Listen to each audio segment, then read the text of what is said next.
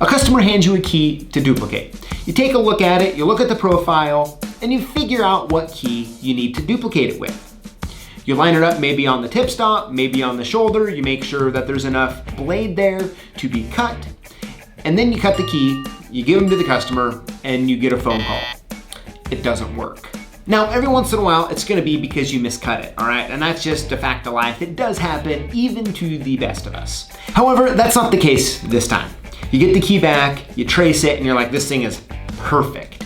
So, what could the problem be? Let me take the camera, put it up top here, and I wanna go over what the problem is, how to fix it, and more importantly, how to make sure you don't make this mistake in the future. And then I'll give you that key that you no longer need to be stocking.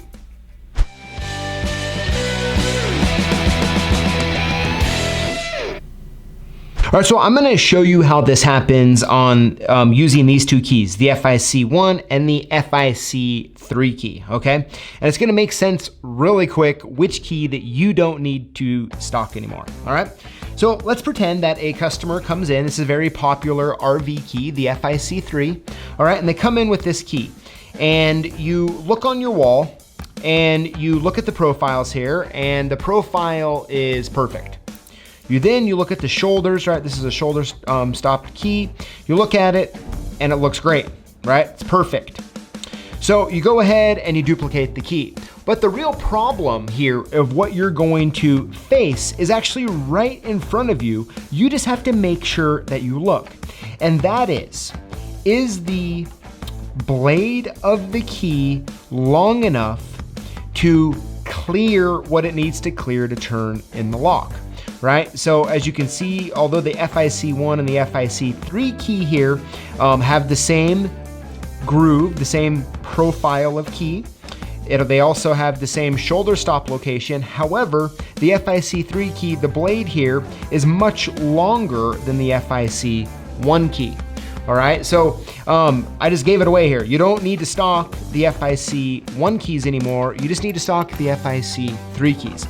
But, so this is a very glaring example of this problem. However, it really shows you what the problem is here. And so this is what you need to be looking at and identifying when you're trying to find customer keys that you're not really sure of what they are, and but they look like they're gonna work. And that is to make sure that there's clearance between where the blade is and where the head is, all right? Now, a lot of times, like a shoulder stopped key here, okay, like this, when they're equal, they're gonna go into the lock to the same spot to stop. And sometimes you can get away with the head like this. However, sometimes the key goes in just a little further, or there's stuff around the actual, on the lock that is not allowing the key to turn. So that's what you need to pay attention to. So if you run into this problem, let me tell you a quick way on how you can fix it. So what you need to do is line the two keys up just like this, shoulder to shoulder, and just lay them down like that. We're gonna grab like a fine tipped Sharpie and put your finger on them and just make some lines right here, okay? Because what you're gonna have to do, unfortunately, is go to a bench grinder and you're gonna have to grind away where you see the marker here, okay? And then you're gonna get it to work. Now, I highly recommend, you always wanna try to find the right key, but you're going to run into situations where you just can't, the key is not made, right? It was like a terrible knockoff and it just doesn't work, right? You have to modify the key. So that's all you have to do. Put it in, trace it like that, put it on a bench grinder, grind it away. Of course, buff it up, make it look nice and, you know, as nice as you can with not sharp edges, and you're gonna be good to go.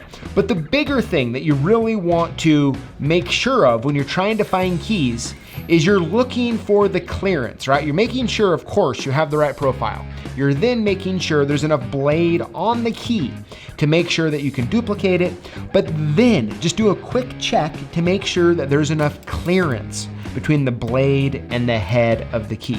That's going to avoid that problem of the customer calling and saying that the key doesn't turn because it doesn't clear the lock, okay? Now, an extra little tip I wanna just bring up while we're at it, okay?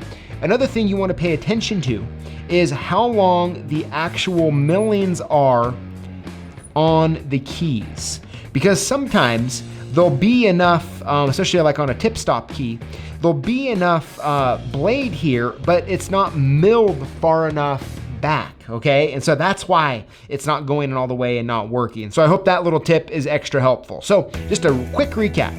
Make sure after you figure out the profile and the shoulder stop or the tip stop, make sure that your key is gonna have enough clearance.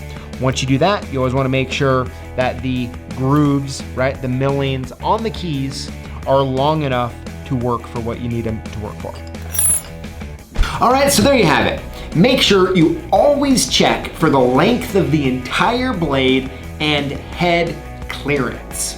I would love to know your thoughts in the comments below. And make sure you include the hashtag LockBoss to be entered in to win one of 5 free prizes that we give away every week on Tuesday on YouTube. Thank you for watching, and we'll see you next time. I could promise that I cut that key correctly.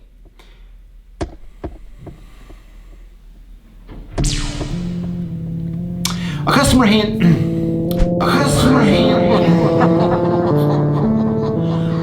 hands you a key to duplicate. And then you get a call from the customer saying it doesn't work. I want to go over the number one sneaky little issue. I want to go over, nope. Well, I want to talk about why,